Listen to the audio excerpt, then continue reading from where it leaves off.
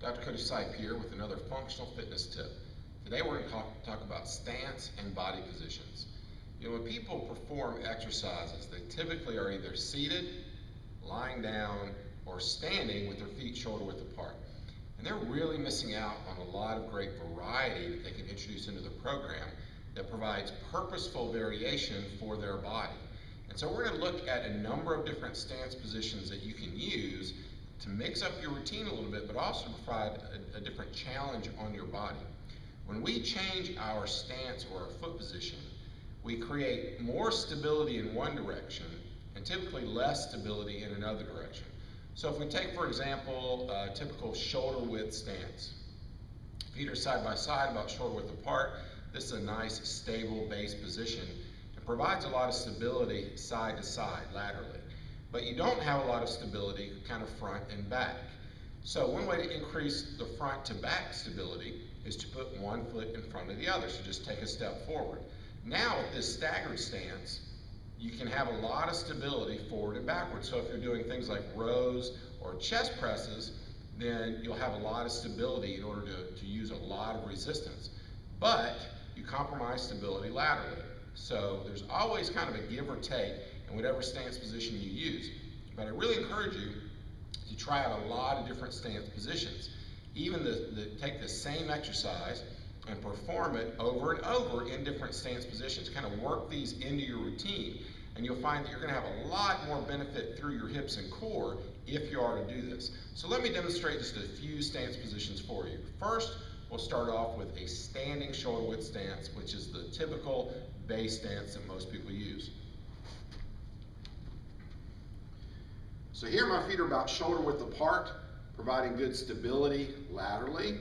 If I wanted to increase stability from side to side, then I would take a wide stance position, and typically we're going to squat down just a little bit when we do this, okay, so that we're not standing up so tall. I can also take a very narrow stance position, even put my feet right side by side, and now laterally I don't have as much stability. And also forward and backward, I don't have a lot of stability either. So this is a relatively unstable position. If I were to then come up on one leg, now all my weight is being supported by one leg. I have a very small base of support. This becomes a very unsteady position that requires a lot of balance. We can also put one foot directly in front of the other. So if I place one foot directly in front of the other, this is called the tandem stance position. And I can either go heel to toe, or I can step out one foot in front of the other. But this is the tandem position, one foot directly in line with the other. If this position is too difficult, often we'll get into a semi-tandem stance.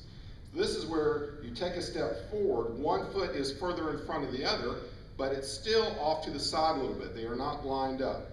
This provides a little bit more stability side to side for people that can't handle the full tandem position.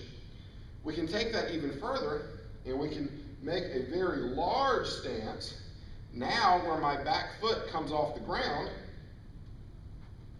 now I'm on my back toe, my foot is out in front of me pretty far, and this is a split stance, split squat, or what we might also call a lunge position.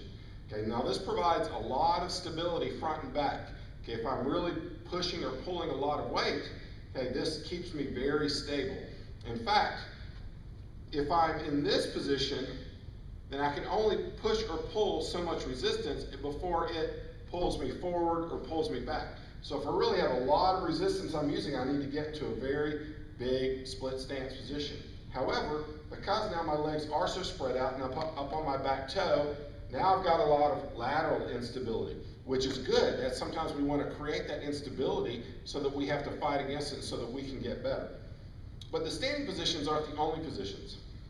We can also go into a half kneeling position, okay? So one foot flat on the ground, the other knee and foot are on the ground, again providing me a lot of stability in the forward and backward position, not so much laterally.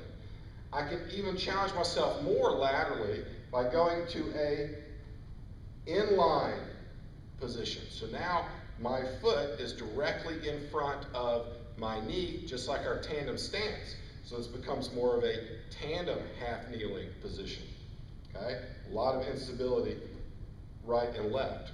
I can go to a full kneeling position as well. And when I go to full kneeling, what you'll find is those hip muscles really have to fire a lot more, okay, in order to keep myself upright, because I don't have kind of the use of my lower legs anymore.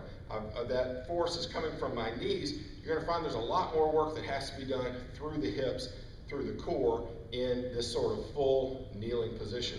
So, a lot of different positions that you can use for lots of different purposes. And you want to make sure that you are utilizing as many different positions as possible and get away from that typical standing shoulder width or seated position. This is Dr. Cody Sipe with another functional fitness tip.